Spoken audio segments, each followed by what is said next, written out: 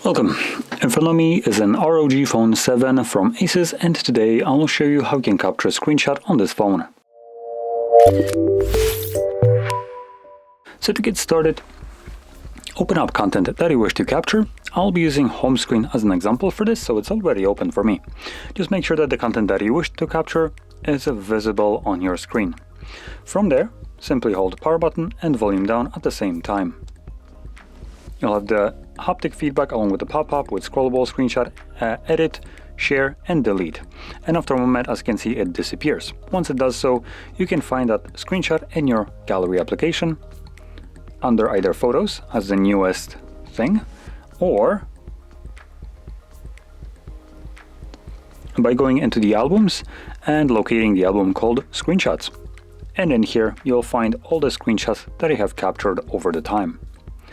So there we go. Now, if you found this very helpful, don't forget to hit like, subscribe, and thanks for watching.